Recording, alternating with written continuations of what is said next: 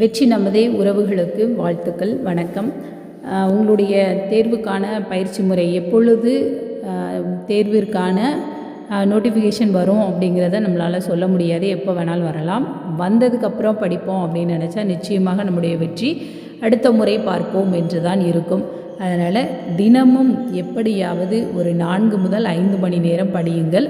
தேர்வு என்று ஒன்று வந்துவிட்டால் நிச்சயமாக 10 மணி நேரத்திற்கு மேலாக படித்தால் தான் நம்மளால் வெற்றி பெற முடியும். ஒவ்வொரு சிறு சிறு குறிப்புகளும் நம்மளுடைய வெற்றியினுடைய ஒவ்வொரு படிக்கட்டுகள், ஒவ்வொரு அலட்சியமும் நம்மளுடைய தோல்வியினுடைய ஒவ்வொரு இறங்கு படிக்கட்டுகள் என்பதை மனதில் வைத்துக்கொண்டு படிக்க உற்சாகத்தோடு படியுங்கள். வாழ்த்துக்கள்.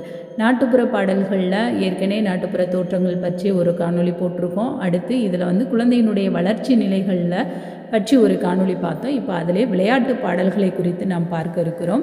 இந்த விளையாட்டுகள் பார்த்திங்க அப்படின்னா சடுகுடு பாடல், கண்ணாம்பூச்சி, திரிதிரி பந்தம், சடுகுடு, அப்புறம் ஏழாங்காய் பாடல், பொண்ணு மாப்பிள்ளை விளையாட்டு பாடல், வினாவிடை, சங்கிலி, மாவாளி, இந்த இதெல்லாம் குறிப்பிடலாம். இப்போ சடுகுடு பாட்டினுடைய நோக்கம், சடுகுடுனாலே நமக்கு கபடி விளையாட்டுன்னு தெரியும். அதனுடைய நோக்கமே என்ன அப்படின்னா மூச்சு பிடிப்பது தான்.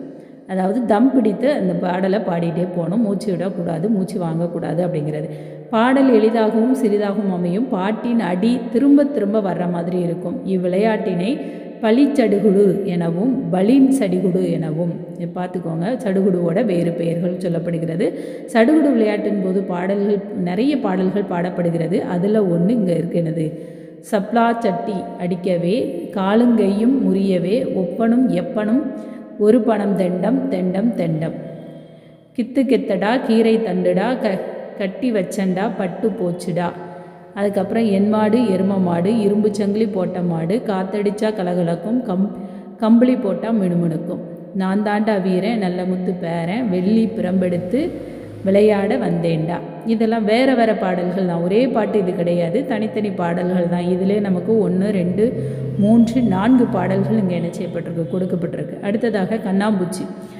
பல குழந்தைகள் பங்கு பெறுவதற்கு விளையாட்டு ஒரு குழந்தை மற்றொரு இதில் ஒரு குழந்தை 2 குழந்தை இல்லை, நிறைய பேர் என்ன செய்யலாம், கண்ணாம்பூச்சியில் கலந்துக்கலாம்.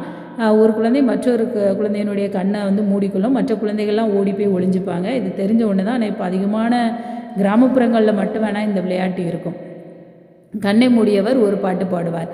கண்ணாம்பூச்சி டேடே, காட்டும்பூச்சி டேடே, உனக்கு ஒரு பழம் எனக்கு ஒரு பழம் கொண்டு வா, தேனா பேனா தெத்தினா பேனா, அப்புச்சி குப்புச்சி ஆறு பிடிச்சா. அடுத்து நான் வானமாமலை ஐயா அவர்கள், பேராசிரியர் நான் வானமாமலை.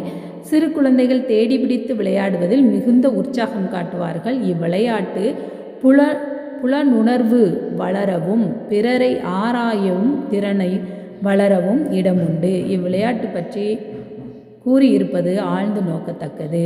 அதாவது இந்த குழந்தைகள் மற்றவர்களை பிடித்து தேடி கண்டுபிடிச்சி விளையாடுற விளையாட்டு மிகவும் உற்சாகம் தரக்கூடியது. இந்த விளையாட்டில் புலனுணர்வு, தன்னுடைய புலனுணர்வு வளரக்கூடியது. அடுத்து பிறரை ஆராயும் திறனும் வளர்வதற்கு இடம் உண்டு. இவங்க இந்த மாதிரி தான் சிந்திப்பாங்க, இந்த இடத்துல தான் ஒளிஞ்சிருப்பாங்க அப்படின்னு சொல்லி ஆராயக்கூடிய ஆற்றல் இதில் வருகிறது அப்படின்னு கண்ணாம்பூச்சி விளையாட்டிற்கு ஒரு வரையறையை கூறியது யார் அப்படின்னா வானமாமலை. சரி, இதை நம்ம ஞாபகம் வைக்கணும்னா மலைக்கு பின்னாடி போய் ஒளிஞ்சுக்கிடுவோம் அப்படின்னு ஞாபகம் வச்சுக்கோங்க. மலைக்கு பின்னாடி போய் ஒளிஞ்சுக்கிடுவோம். அப்போ கண்ணாம்பூச்சி விளையாடும்போது வானமாமலை ஐயா கருத்து சொல்லியிருக்காரு அப்படிங்கிறது. அடுத்து பனம்பூவை கருக்கி தூளாக்கி கார்த்தி சுற்றுவது. அதாவது அந்த மாவலி அப்படிங்கிறது அந்த கார்த்திகை திருநாளில் அந்த சொக்கப்பனை எரிக்கிறது அதெல்லாம் சொல்லுவாங்க. இதை அந்த கருக்கி கார்த்தி சுற்றுவது மாவலி என்று வழங்கப்படுகிறது. இது இரவு நேரத்தில் பல தீப்பந்தங்கள் சுழல்வது போன்று காட்சி தரும். அப்போது சிறுவர் பாடும் பாட்டு. மாவலியோ மாவலி, மாவலிக்காரன் பெண்டாட்டி, மரக்கால் பிள்ளை பெற்றாளாம், பார்க்க போன சீமாட்டி பல்லொடிந்து செத்தாளாம், எடுக்க போன சீமாட்டி இடுப்பொடிந்து செத்தாளாம். இது இந்த பாட்டு. அடுத்து பார்த்தோன்னா அதாவது அந்த ஓலைகள் ஒன்றுனா அப்படி எரிஞ்சு விழுறதுக்கு இந்த மாதிரி பாடல்கள் சொல்லப்படுகிறது. அடுத்து திரி. இதில் 2 சிறுமிகள் பங்கு பெறாங்க. ஒரு சிறுமி மணலை அணை போல கோழி அதனுள் ஒரு திரியை மறைத்து வைத்து அவ்விடத்தை கையால் மூடி மறைத்தல். அதாவது உள்ளுக்குள்ளே எதையாவது ஒன்று அந்த குச்சி வச்சு இப்படி மறைச்சி உள்ளே வச்சுட்டு அதுக்கப்புறம் எங்கே கண்ணோரால் கண்ணை மூடி இருக்கணும் அவங்க கை வச்சு வைக்கிற இடத்துல அந்த குச்சி இருந்து கரெக்டாக எடுத்தால் அவங்க வந்து வெற்றி பெற்றவங்களாக சொல்லுவாங்க. அதுதான் ஆணைக்கு வழிவிடு பூனைக்கு வழிவிடு என்று 3 முறை கூறி எடுக்க முயல்வாள். திரியை வெளியே எடுத்து விட்டால் ஓர் உப்பு பெற்றவராக கருதப்படுவர், இல்லையெனில் ஒளித்து வைத்தவர் வெற்றி பெற்றவராக கருதப்படுவார். இந்த விளையாட்டில் பாடக்கூடிய பாட்டு பாருங்கள். திரிந்தலை பொம்மாலை தில்லாலங்கடி பொம்மாலை காசு கண்டான் பொம்மாலை அப்படிங்கிற பாட்டு அதற்கு பாடப்படுகிறது. அடுத்து பந்தர்கால் அல்லது நெல்லிக்காய் விளையாட்டு. இது பார்த்தோன்னா இப்போ இருக்கிற நம்மளுடைய மியூசிக்கல் சேர் அப்படிங்கிற மாதிரி சொல்லலாம். முன்னாடி வந்து கோயில்களில் முற்புறங்களில் திருவிழா சமயங்களில் பந்தர்கால் நட்டு விழாக்களை தொடங்குவது நடைமுறையில் இருந்தது. அப்படி இருக்கும்போது ஒவ்வொரு பந்தர்காலை பிடித்து கொண்டு அவர்கள் நிற்க வேண்டும். அந்த பந்தர்கால் யாருக்கு கிடைக்கவில்லையோ அவங்க நெல்லிக்காய் விற்கணும். நெல்லிக்காய் வித்துட்டு இருக்கிறவங்க அடுத்த ரவுண்டில் உள்ளே வந்து பந்தலை வந்து என்ன செய்யலாம், பிடிக்கலாம். கோயில் விழாக்களில் அமைந்துள்ள பந்தர்காலை விளையாட்டிற்கு இன்றியமையாதது. இவ்விளையாட்டு தற்கால இசை நாற்காலியை ஒத்தது. ஆளுக்கு ஒரு பந்தர்காலை சிறுவர்கள் பற்றி கொள்வார்கள். பந்தர்கால் கிடைக்காதவர் நெல்லிக்காய் விற்று வர வேண்டும். காயோ கடப்பங்காய், காஞ்சிபுரத்து நெல்லிக்காய், உப்போ புளியங்காய், ஊறுகாய் போட்ட நெல்லிக்காய். இப்படி பாடி வரும்போது சிறுவர்கள் ஒரு பந்தர்காலை விட்டு இன்னொரு பந்தர்காலுக்கும் என்ன செய்யணும், அப்படி அப்படியே மாறி மாறி வரணும். அப்போது நெல்லிக்காய் விற்பவர் பந்தர்காலை பற்றி கொண்டால் பந்தர்காலை இழந்தவர் திரும்ப நெல்லிக்காயை விற்கணும். இதுக்கு வந்து சுழற்சி பாட்டு என்று வேறு ஒரு பெயர் இதற்கு இருக்குது. இந்த வந்து சுழற்சி காய்கள் 7 பெண்கள் 7 சுழற்சி காய்களை கொண்டு ஆடப்படுவதால் இதற்கு ஏழாங்காய் ஆட்டம் அப்படின்னு ஒரு பெயர் இருக்குது. ஒரு காய் ஆடுகாயாக அமைய ஏனைய காய் தரையில் இருக்கும். ஆடுகாய் மேலே போய் கீழே வருவதற்கு முன் ஒவ்வொன்றாக 2 இப்படி எண்ணிக்கையை கூட்டிக் கொண்டே போக வேண்டும். அந்த இது கல் வச்சு விளையாடக்கூடிய அதுக்கு தான் சுழற்சி பாட்டு அப்படிங்கிறது. அந்த பந்தர்கால் விளையாட்டு வேறு, இது சுழற்சி காய் இது வேறு.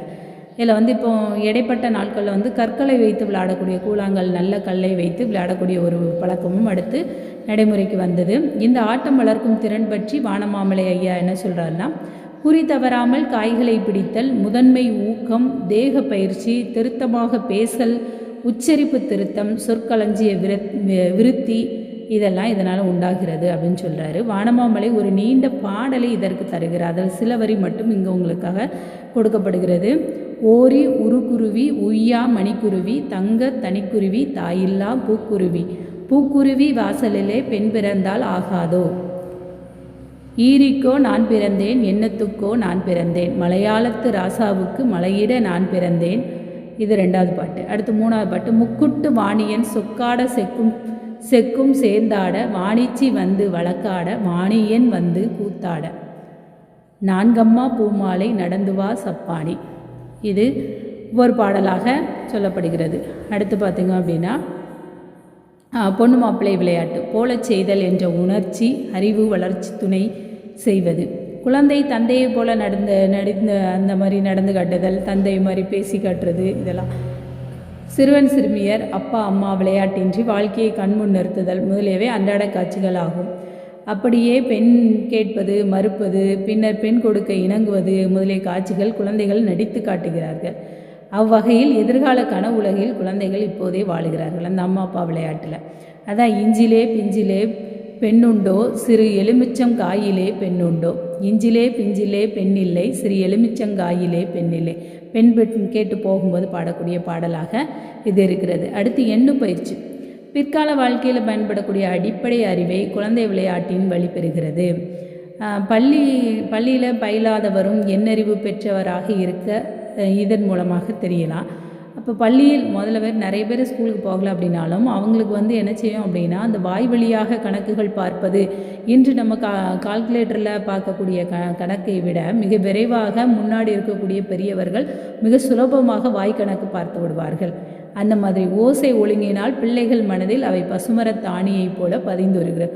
1 குடம் தண்ணி ஊற்றி 1 பூ பூத்ததாம், 2 குடம் தண்ணி ஊற்றி 2 பூ பூத்ததாம், 3 குடம் தண்ணி ஊற்றி 3 பூ பூத்ததாம். இவ்வாறு எண்ணிக்கையை கூறுவதற்கு இந்த மாதிரி பாடல்கள் 10 வரை சொல்லக்கூடிய வழக்கம் சிறு குழந்தைகள்கிட்ட இருந்தது. இப்போ இந்த குறிப்புகள் எல்லாம் எந்தெந்த நூல்களில் இருந்து கொடுக்கப்பட்டது அப்படின்னு துணை நூல்கள் பார்த்திங்க அப்படின்னா,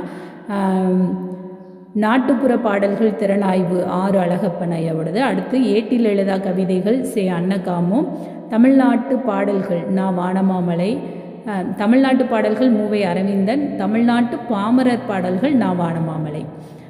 நாட்டுப்புற பாடல் வகைகள், நாட்டுப்புற இயல் ஆய்வுகள் ஆரோ ராமநாதன், நாட்டுப்புற இயல் ஆய்வுகள் ஆரோ ராமநாதன், நாட்டார் வழக்காட்சியல் கேளூர்து.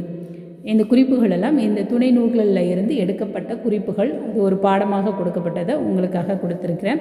இதில் இருப்பதை குறிப்புகளாக எடுத்து வைத்து கொள்ளுங்கள். எல்லா விஷயமுமே படிக்கும்போது நமக்கு தெரிந்த ஒன்றாகத்தான் இருக்கும்.